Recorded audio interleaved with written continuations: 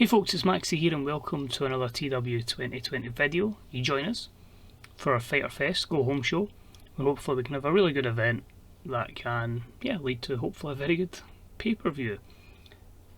We're going to see a few people missing on that pay-per-view, which I like the idea of that, rotating everyone, giving them a rest, so maybe we get some more longevity from them. But I do feel this show really paints a picture of the card we're going to have at Fyter Fest, plus we might add one or two matches to it just to kind of boost it a little bit. So without further ado, cheers for watching and let's jump into it. So this week we're in Louisiana at the CenturyLink Centre in front of 12,375 fans. Skip through our pre-show matches as always. We had Bandido versus Frankie Kazarian. Bandido wins in 7:49 with the Revolution Fly. Two good performances here, brings a very respectable 67 rated match. We then had an abysmal pre-show match that saw Dr. Britt Baker DMD defeat Deonna Purrazzo in 7:40 by submission. A 33 here. Disappointingly they didn't click, so that cost it a little bit. But a good win for the Doctor.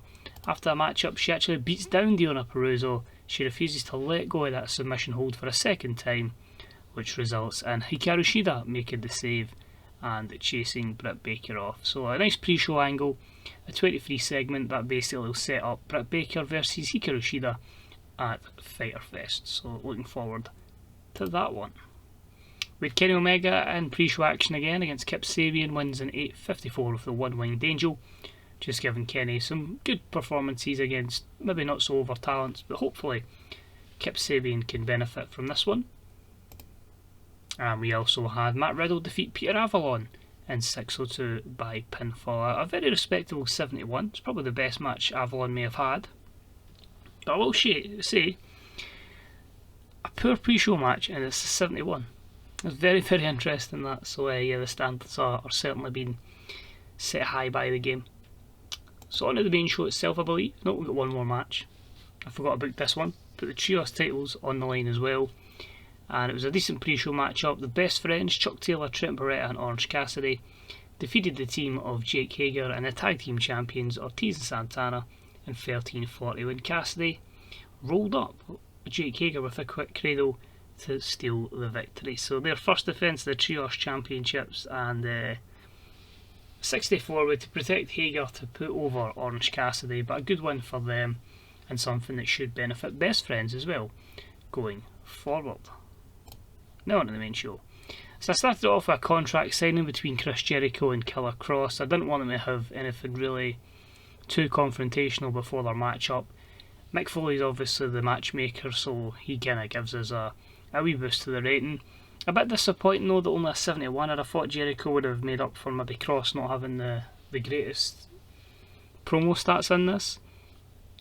And Foley would have helped as well, but it seems like the colour commentary has taken us down a little bit. But I just made the match-up happen. Mick Foley says no contact because I want this match-up to go down on Saturday night. So both guys respect it and Killer Kross backs out. But they both kind of give words as well. Jericho just saying, you know, you're not going to make a name off of me. And Killer Kross just basically says, "Tick-tock, Jericho, time is up." We then had a match in the women's division where it was abysmal. Abaddon over Heidi Lovelace in 5:57 by pinfall. Only a 30. I'd have thought this would have got away from the pre-show workers, but I felt like Abaddon needed like a bigger victory. So a good win here over Heidi Lovelace. Just disappointing it was a 30. After the match-up, we actually hear from Abaddon, who the 46, she said she's been able to torture the soul of Toni Storm over the last couple of weeks, but Toni somehow managed to escape. But she's going to get her proper hands on Toni Storm and just show how the psychological games have worked when she takes away the AEW Women's Championship this Saturday. So Abaddon versus Toni Storm, booked in. We had a good match up here with good heat and decent wrestling. We had Mr. Brodie Lee defeat Brian Pillman Jr in 7:17 with a running big boot.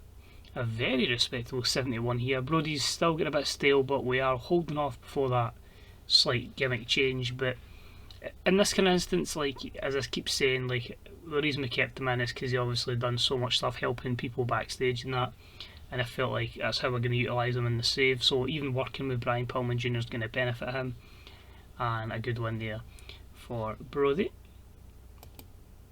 This leads to him going backstage and just basically saying to the rest of the Dark Order, that's how it's fucking done. I always have to emphasise the swearing with Brodie Lee. But yeah, just saying to Stu Grayson, Evil and Silva, this is what you can do. Darby, you've been on a roll, we know what you're doing later tonight. And just says to Priscilla Kelly, look at how Abaddon has been doing stuff, you need to tap into that. You need to bring a bit more evil to your game. And that's a 62, so they're getting better, so hopefully Brodie's star performances are starting to rub off on the rest of the Dark Order. We then go backstage, we have Shayna Baszler in a bit of a confrontation with Mick Foley, and that is a 78 rated segment. What she does here is just basically says, Mick, you've been teasing and teasing about this star that's going to appear at Fyter Fest. I'm not waiting to Fyter Fest, I want to know who this woman is, and you better tell me. Mick just says, you even touch me and lay a hand on me, you're going to be suspended indefinitely. So Shayna has to back off, but that will be happening come Fyter Fest. Then had a matchup, Jon Moxley back in action as he took on Axel Dieter Jr. and he wins in 6:57 with a double arm DDT. Just a matchup to give Jon some momentum, a 70 rated matchup, 94 for Jon and a 47 for Axel Dieter Jr.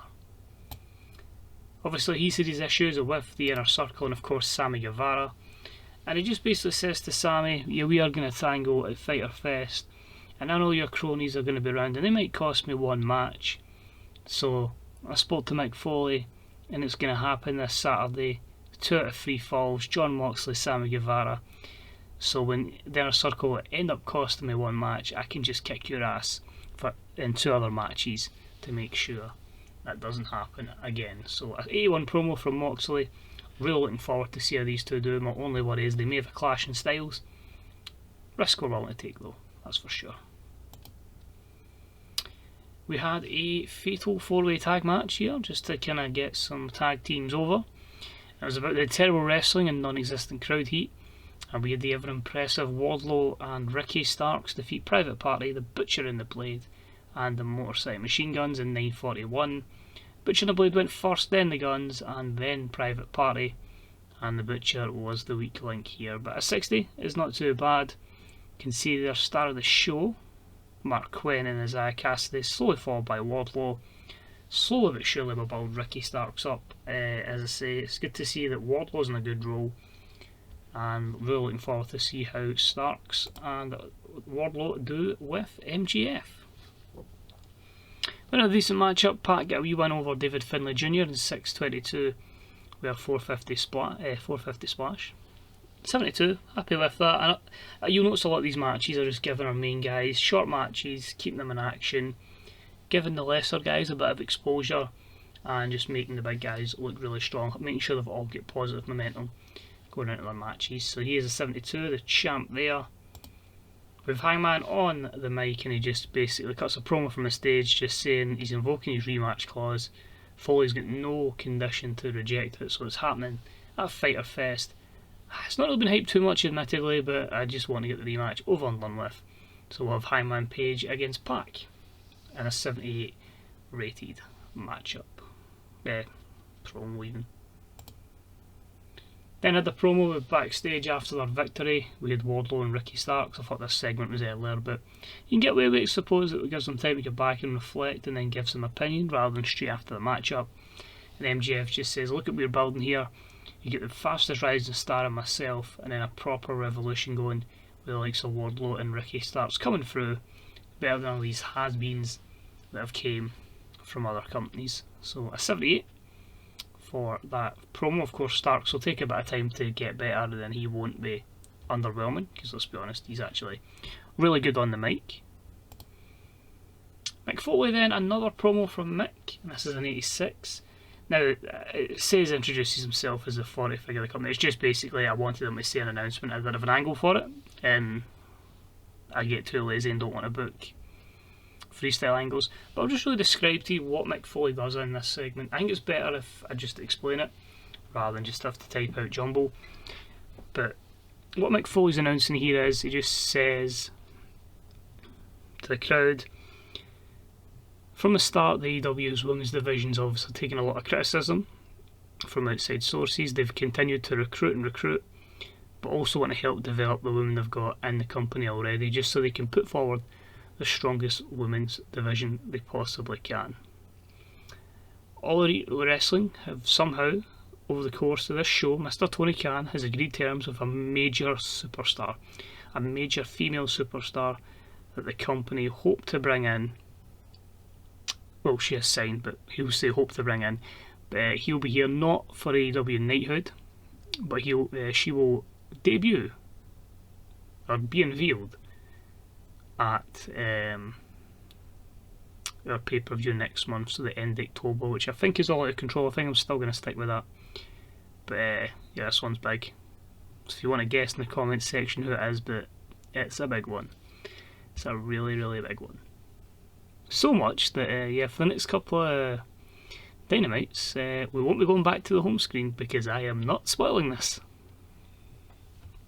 That's how confident and happy I am with this. In fact, there's certain ways I'll go about it, but I'm happy with this signing. It's one I felt we had to make. We threw big money at her, and she can definitely take this company to new lengths. Co-main event, decent matchup. Darby Allin defeats Jungle Boy with a coffin drop. 79, good there. I wanted to give Jungle Boy a good bit of exposure here and obviously keep Darby with a good bit of momentum. So a 53 plays a 90. So Darby's pretty much at the top of his game. And I feel like if we get Jungle Boy over down the line, these two will be some of the main guys going forward. Darby cuts a promo and just says, I've shown you what I've done here. I've taken all the advice from Mr. Brodie Lee, and I'm going to end all this pain and suffering when I take that TNT Championship from Claudio Castagnoli at Fyter Fest. So that's booked in as well. Main event for the evening is an 80, so I'll take that. It probably could be a bit better if it wasn't for the colour commentary. We had one half of the Young Bucks in action, Nick Jackson against Rey Fenix. It was about the great wrestling and good heat. Bear in mind, this is only 9 points higher than Matt Riddle versus Peter Avalon, which was deemed as poor. But Phoenix defeats Nick Jackson in 1752 with the Meteora. So an 80 rated matchup I'm happy with. Match deserved better commentary, colour commentary. Because it's only one of the Young Bucks, and I'm really wanting to get invested in this Rey Fenix push. So he gets the win here. Full of momentum going into Saturday. However, there's a man, sneaks in the ring. Cody just gets a wee bit of revenge. He beats down Rey Fenix, and we finish the show with Cody standing tall above Rey Fenix. So an 83 there. Cody versus Rey Fenix will go down again at Fyter Fest, but overall, an 81 show. That's the kind of standard I want to be looking at. A lot of stuff you can see there in the 70s. I feel like the roster's in a good position at the moment. We badly, I think, need to get to September, January, so we can get that second show and give more people opportunities. But overall, very, very happy with the popularity that will be mostly gained within the regions out with the US, like the places we've got like a wee bit of the AEW network. So yeah, and every time we get somewhere else, somebody pops up that I need to try and steal.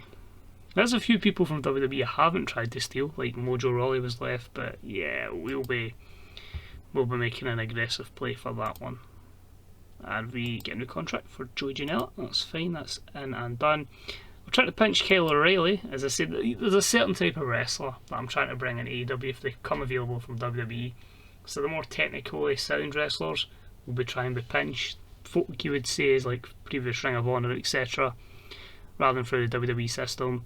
Renee seems to have better colour commentary stats, so I'm going to try and bring her in. Bring up the announce team. But yeah, I mind I said I was sick of booking WWE, but I've just decided let's try and steal most of them and bring them here. So drug test was 4,000 and a 2.94, so that's good to see there. What I want to check, can I do it here without getting to that screen to spoil it? I think it should still pop up in the news. I was going to check the top 100, but I think it will still, the wee bit down the bottom corner as the recent news items. I don't want to give away that signing, so sorry. But anyway, cheers for watching, it's much appreciated. I'll go and put a contract in for Finn Balor, and hopefully we can have Fergal Devitt at one point with AEW. Only issue is going to be his age, and WWE will offer him a fair whack. But as I say, hope you're looking forward to what we've got planned for Fyter Fest. I will add to this card, but at the moment we're going to have the AEW World Championship, Hangman versus Pac 2. We're going to have Fenix versus Cody 2, Killer Cross versus Chris Jericho, 2 of 3 falls between Sammy Guevara and Jon Moxley. The AEW Women's Championship is Toni Storm defends against Abaddon. TNT Championship is Claudio Castagnoli defends against Darby Allin. Dr. Britt Baker DMD takes on Hikaru Shida. And of course that new signing makes her her presence. So there's one good signing coming up at this one, and then a major signing at the start of next one. So we are really making moves in our women's ranks. So cheers for watching, much appreciated. Hope you guys are enjoying this, because I'm having an absolute blast with this save now. And yeah, I'll speak to you all soon. Bye bye.